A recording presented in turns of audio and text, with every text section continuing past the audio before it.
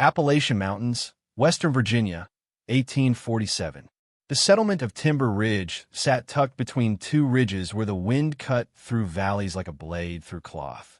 16 families had carved homesteads from virgin forest, each cabin built according to the same principles their fathers and grandfathers had used for generations.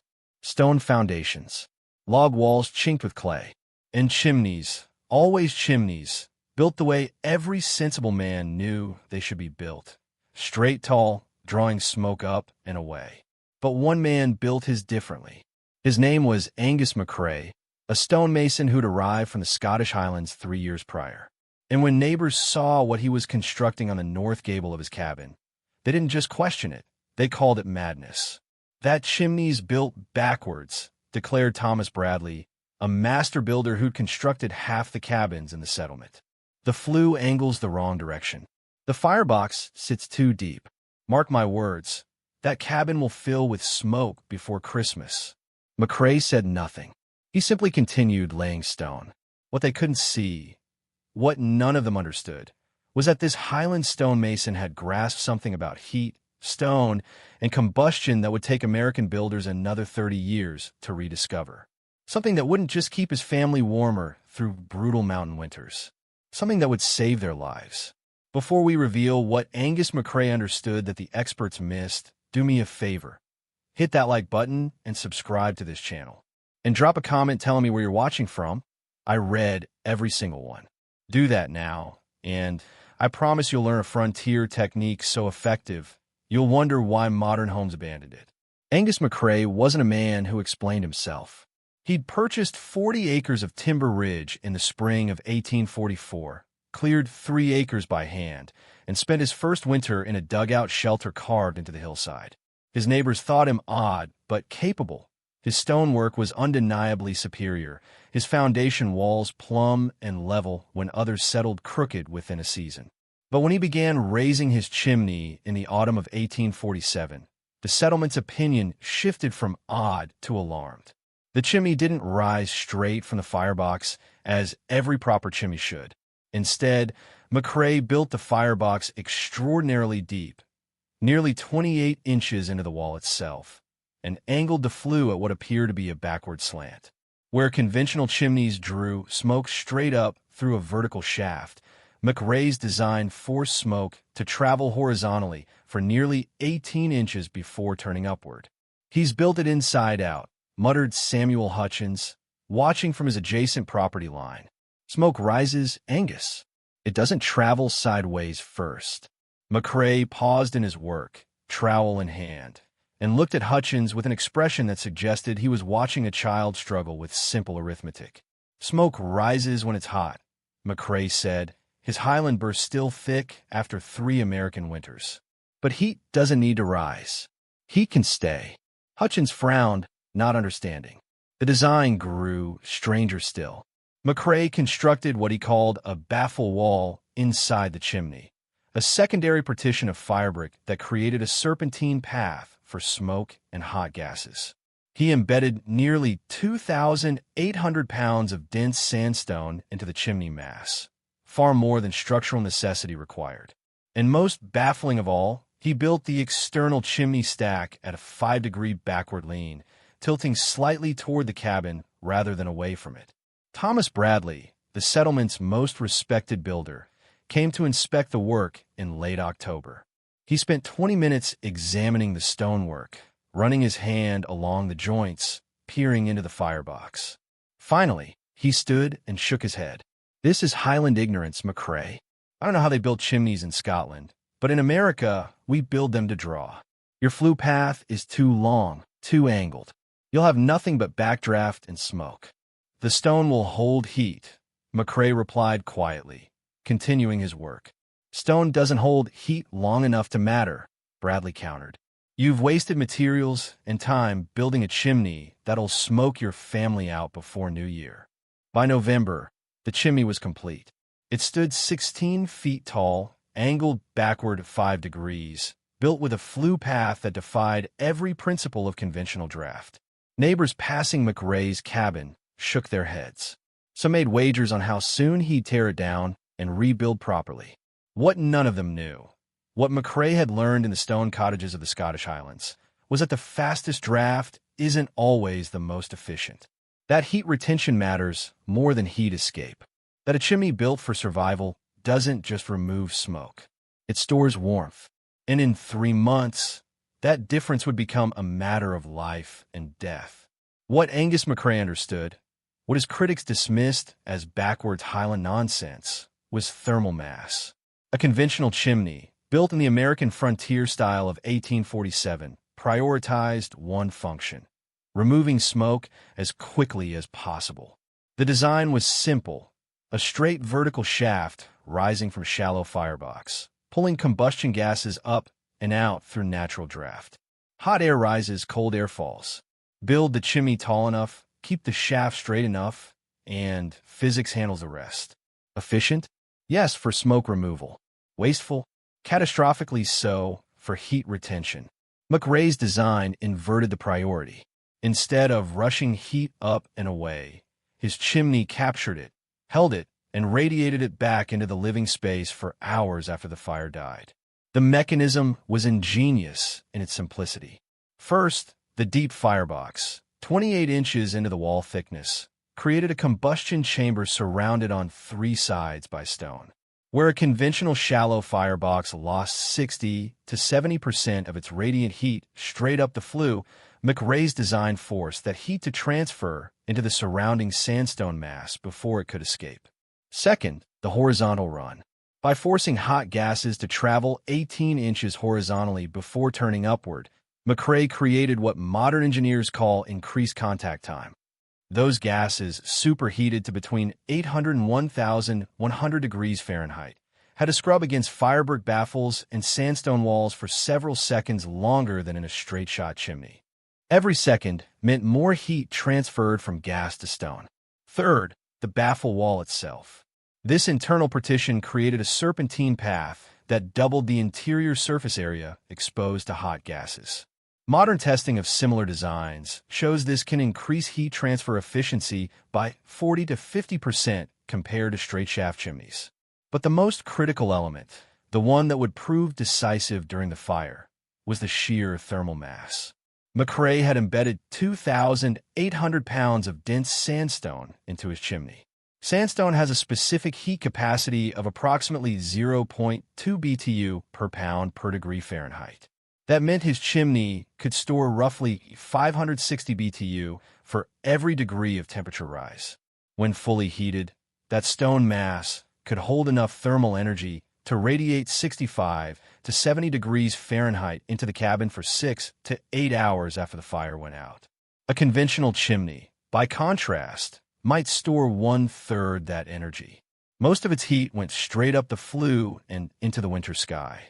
But there was something else, something McCrae hadn't mentioned to his critics, because he knew they'd call it more Highland superstition: the backward lean. That 5-degree tilt toward the cabin wasn't aesthetic whimsy. It created a slight resistance in the draft, just enough to slow combustion gases by 8 to 12% compared to a perfectly vertical shaft. Slower gases meant more heat transfer. But critically, it also meant lower peak temperatures inside the chimney structure itself. In a conventional chimney, temperatures could spike to 1,400 degrees or higher during intense fires, hot enough to crack mortar joints, ignite creosote buildup, and stress the stone to failure. McCrae's design, with its longer flue path and draft resistance, kept peak temperatures 200 to 300 degrees cooler while still maintaining adequate draft for complete combustion.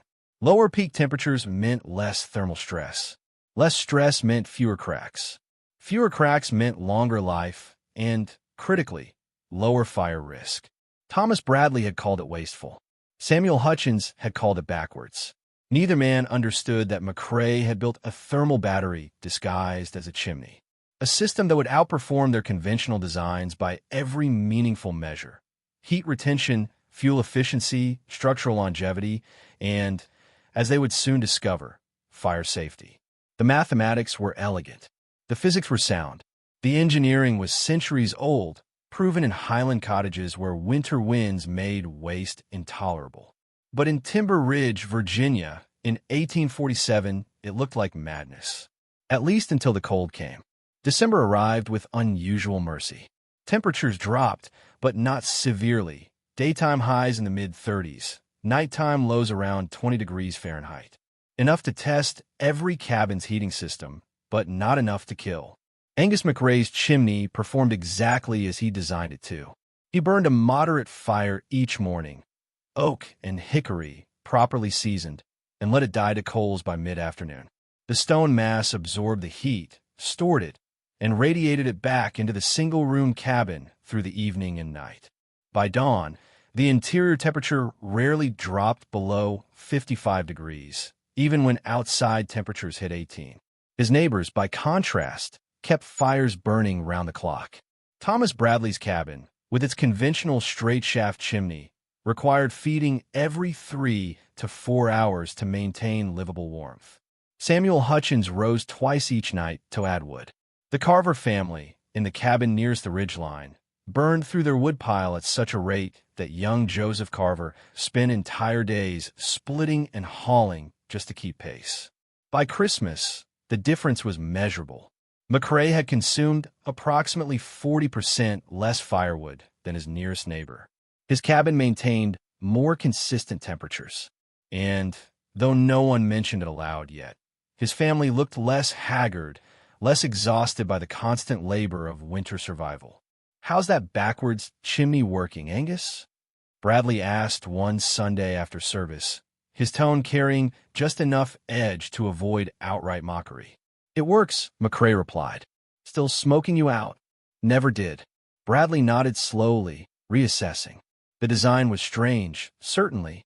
Unconventional, absolutely. But it worked. Even he couldn't deny that. January brought harder cold. On the 8th, temperatures plunged to 12 below zero, the coldest night anyone in the settlement could remember. Every family doubled their fire efforts. Cabins glowed orange from firelight. Smoke poured from chimneys like forged stacks. McRae burned a larger fire that day, starting at dawn and feeding it until early evening. By 9 p.m., he let die to coals. The sandstone mass, heated throughout the day, radiated warmth through the night. When he woke at dawn, the interior temperature was 58 degrees. His water bucket, left beside the hearth, hadn't frozen. 3 cabins south, the Hutchins family woke to ice in their water bucket despite burning wood all night. But it was the Carver cabin, the one on the exposed ridgeline, where the real difference showed. James Carver had pushed his fire hard all day, trying to fight back the brutal cold. His conventional chimney, built tall and straight for maximum draft, pulled heat up and out with ruthless efficiency. By midnight, despite burning wood at double his normal rate, the cabin temperature hovered barely above freezing. At 2 a.m., desperate and exhausted, Carver loaded the firebox with 4 large logs and closed the damper partially to slow the burn. It was a common technique: reduce airflow, stretch the fuel, try to sleep. It was also exactly the wrong decision. With reduced airflow, combustion became incomplete. Temperatures inside the firebox spiked erratically. Creosote deposits in the chimney, accumulated over weeks of hard burning, began to heat. And in the straight, tall shaft of Carver's conventional chimney, with its excellent draft and minimal thermal mass, temperatures climbed rapidly toward the ignition point. At 3:17 a.m., James Carver woke to a sound like distant thunder. His chimney was on fire. If you're finding this story as gripping as I am, hit that like button right now and subscribe, because what happens next proves exactly why Angus McRae's backward design wasn't just smarter. It was safer, and I'll explain the exact physics in the next chapter. Don't miss it. The sound of a chimney fire is unmistakable. It begins as a low rumble, almost subsonic, as superheated gases accelerate through the flue. Then comes the roar, a freight train rush of combustion as creosote deposits ignite in a chain reaction, burning at temperatures that can reach 2,000 degrees Fahrenheit or higher. James Carver bolted upright in his bed, heart hammering. The sound came from inside the walls. His chimney, 16 feet of stacked stone running up through the center of his cabin, was roaring like a forge bellows. Orange light flickered through cracks in the mortar. The stone itself was heating, radiating intensity that made the air shimmer. "Out!" Carver shouted to his wife and 3 children. "Everyone out! Now!" They ran into the January night in their bedclothes. 12 degrees below zero, no time for coats or boots. Behind them, the cabin glowed from within as the chimney fire reached peak intensity. The sound woke the settlement.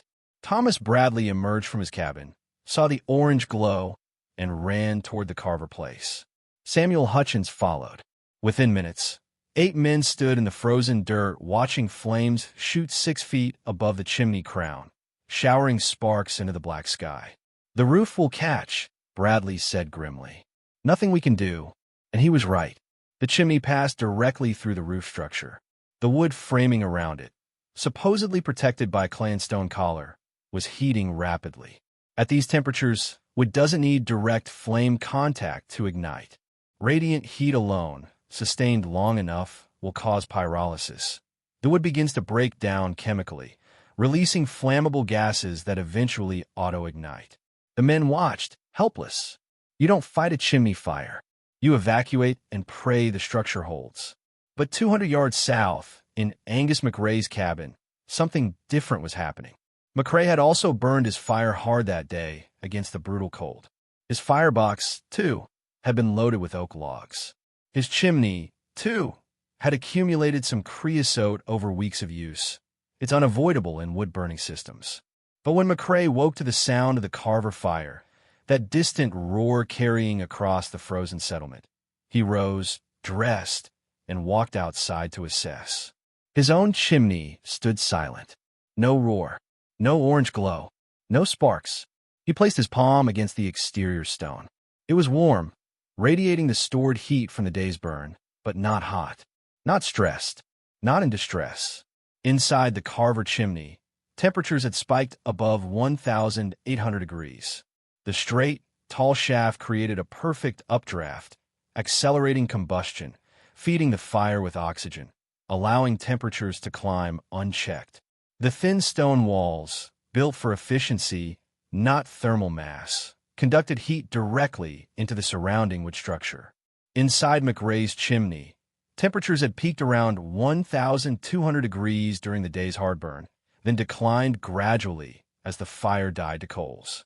The serpentine flue path, with its baffles and horizontal run, had slowed combustion gases, reduced peak temperatures, and distributed heat across 2,800 pounds of thermal mass. That mass absorbed the energy, preventing dangerous temperature spikes. The 5-degree backward lean created just enough draft resistance to prevent runaway combustion. And critically, perhaps most critically, the deep firebox and extended flue path had kept creosote deposits cooler throughout the burning season. Creosote doesn't ignite easily below 450 degrees. In McRae's design, even during hard burns, most of the flue stayed below that threshold. By 4 a.m., the Carver chimney fire had burned itself out. The structure held, barely. 3 mortar joints had cracked. One section of stone showed thermal spalling. The roof framing was scorched black, but hadn't ignited. James Carver and his family had survived, but they'd come within minutes of losing everything.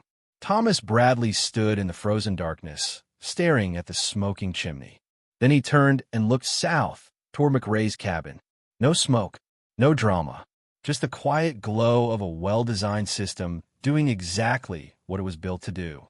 "Angus," Bradley called out, seeing McRae standing in his doorway. "Your chimney, how hot did it run today?" "Hot enough," McRae replied. "Not too hot. That's the difference, isn't it? The backward design, it's not about draft. It's about control." McRae nodded slowly. "In the Highlands, we learned, the fastest fire isn't the safest fire. Heat you can't control will kill you as sure as cold." Bradley looked back at the Carver cabin, at the scorched chimney crown, at the family huddled in borrowed blankets. "Show me," he said quietly. "Show me how you built it." The morning after the Carver chimney fire, Thomas Bradley arrived at Angus McRae's cabin carrying a notebook, a measuring tape, and his professional pride in his pocket. "I need to understand this," Bradley said without preamble. "Not just see it, understand it." McRae gestured him inside. For the next 3 hours, Bradley measured, sketched, and questioned. He documented every dimension: the 28-inch firebox depth, the 18-inch horizontal run, the 5-degree backward lean, the baffle wall configuration. He calculated the thermal mass: 2,800 pounds of sandstone versus the 800 to 1,000 pounds in a conventional chimney of similar height. But numbers alone didn't tell the full story. Bradley needed performance data. Over the next 2 weeks, he conducted a systematic comparison. He tracked wood consumption, interior temperatures, and burn times across 3 cabins: his own, McRae's, and Samuel Hutchins'. All 3 cabins were similar size, roughly 20 by 24 feet, single-room construction, comparable insulation. The results were undeniable. McRae's cabin, with a backwards chimney design, consumed an average of 12 cords of wood that winter. Bradley's conventional design required 18 cords for equivalent heating. Hutchins', whose cabin faced more wind exposure, burned through 22 cords. Interior temperature measurements told an even more dramatic story. Using a mercury thermometer borrowed from the settlement's physician, Bradley recorded temperatures at dawn, the coldest point after fires had died overnight. McRae's cabin averaged 56 degrees Fahrenheit at dawn. Bradley's cabin averaged 38 degrees Fahrenheit at dawn. Hutchins' cabin averaged 34 degrees Fahrenheit at dawn. That 18 to 22 degree difference represented more than comfort. It represented the threshold between survival and hypothermia, between sleep and sleepless exhaustion, between making it through winter and not making it all. But the true proof came in safety metrics. Bradley examined both chimneys in detail after the fire. The Carver chimney showed 3 cracked mortar joints, thermal spalling on 2 stones, and heavy creosote deposits throughout the upper flue. Peak temperatures during the fire, estimated from the degree of thermal damage, had exceeded 1,800 degrees Fahrenheit. McRae's chimney showed no cracks, no spalling, and minimal creosote buildup despite similar usage patterns. The thermal mass had distributed heat so effectively that no single point in the structure had experienced dangerous stress. The serpentine flue path had kept combustion gases cooler, preventing the rapid temperature spikes that lead to chimney fires. It's not just more efficient, Bradley concluded in his notes. It's fundamentally safer. The design that looked backwards was actually thinking forward, preventing the problem rather than just managing it. By late February 1848, word of McRae's design had spread beyond Timber Ridge. A traveling preacher mentioned it in the next settlement over. A trader carried the story to Staunton.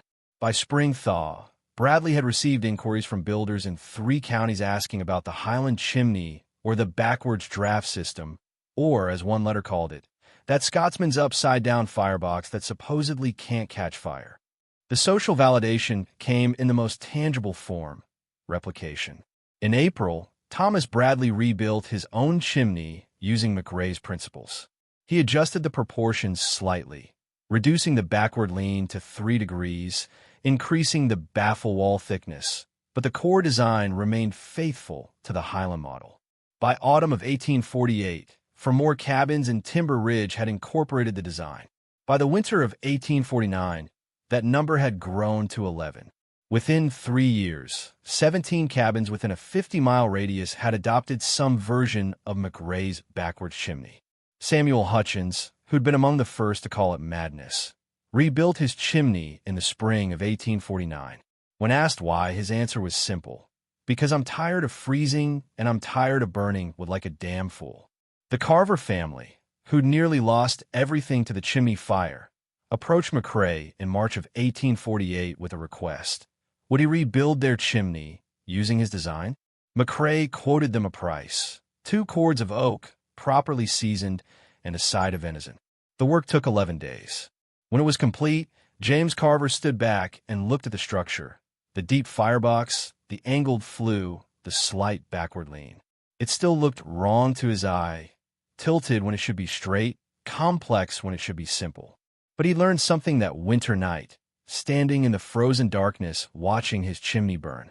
Sometimes what looks wrong is the only thing that's right. "Will it last?" Carver asked.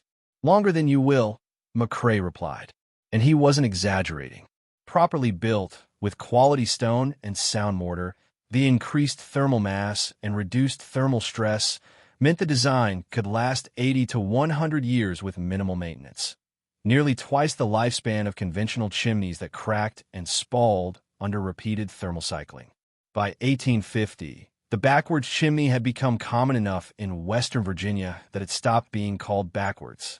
Builders simply called it the Highland method or the thermal mass design. New settlers arriving in the region learned to build it from the start. The technique became regional knowledge, passed from mason to apprentice, refined and adapted to local materials and conditions. Thomas Bradley, in a letter to a fellow builder in 1851, wrote, "I spent 20 years building chimneys the way my father taught me, and I built them well by the standards I knew. But McCrae showed me that the standards I knew were incomplete. His design doesn't just work better, it works right. And the difference between better and right, I've learned, is the difference between surviving winter and thriving through it." The numbers supported Bradley's conversion. Cabins with thermal mass chimneys used 30 to 45% less firewood, maintained interior temperatures 15 to 25 degrees warmer overnight, and experienced virtually zero chimney fires over a 10-year tracking period. Conventional chimneys in the same region averaged one serious fire event per 40 cabin years of use. Angus McCrae never sought recognition for his design. He didn't publish papers or seek patents. He simply built chimneys for anyone who asked, taught anyone who wanted to learn, and spent his winters warm while using half the wood his neighbors once burned.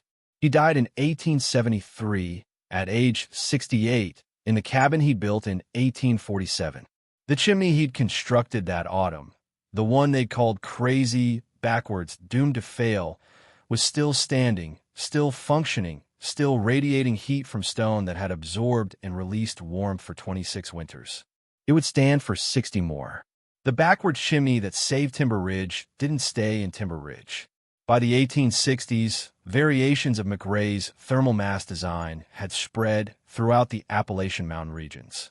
German settlers in Pennsylvania adapted it, adding their own innovations with brick baffles.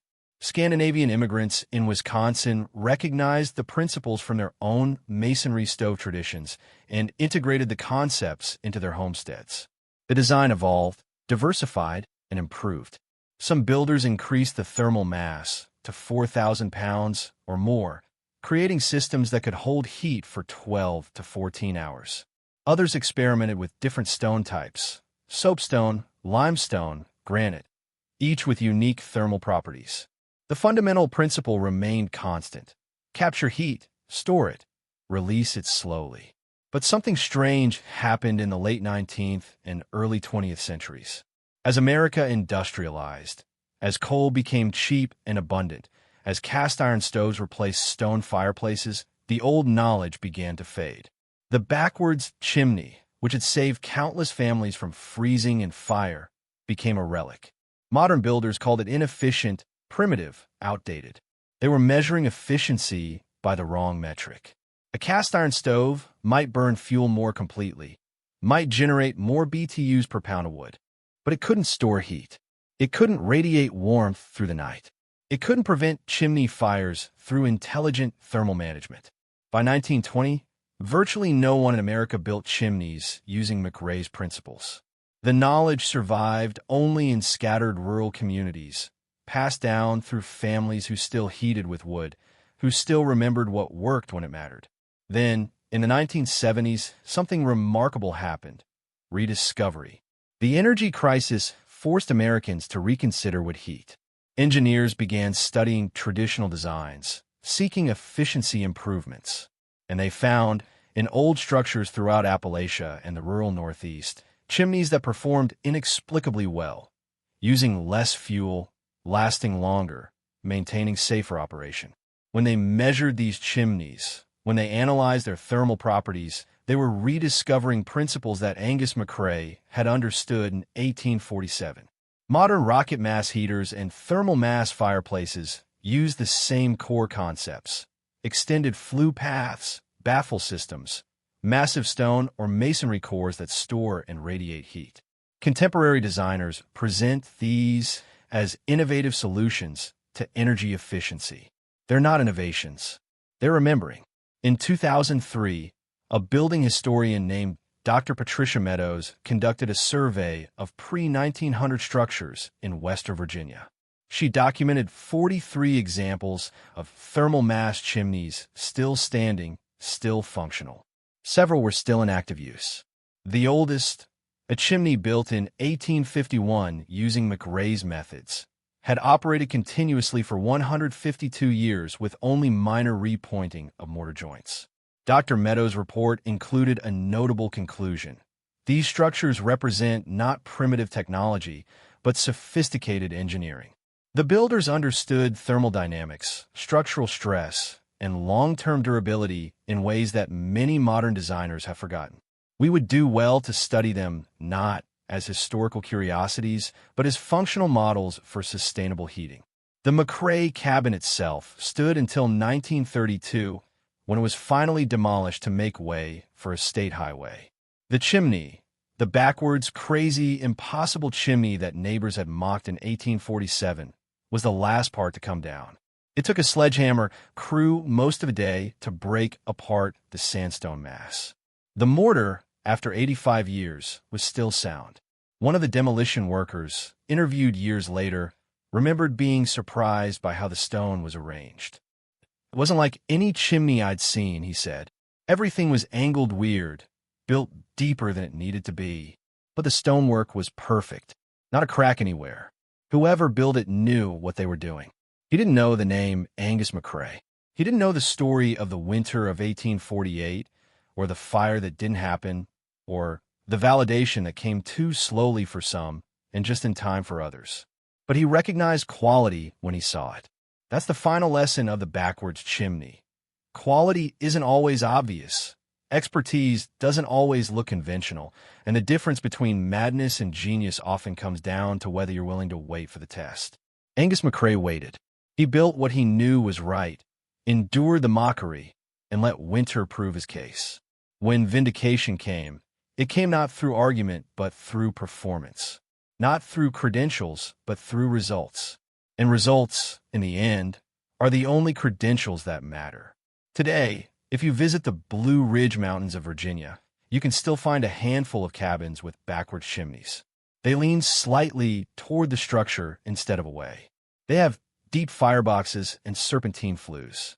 They use half the wood of modern installations and last twice as long. The people who maintain them don't call them backwards anymore. They don't call them Highland or thermal mass or anything technical. They just call them right. And on cold January nights, when the wind cuts through the valleys like it did in 1848, those chimneys still radiate warmth from stone that remembers, across more than a century and a half, exactly what it was built to do. If this story changed how you think about traditional knowledge and modern innovation, do 3 things right now. Hit that like button, subscribe to this channel, and drop a comment telling me about any old techniques or designs you've seen that modern builders abandoned. I read every comment, and your insights might become the next story I tell. Thanks for watching, and I'll see you in the next one.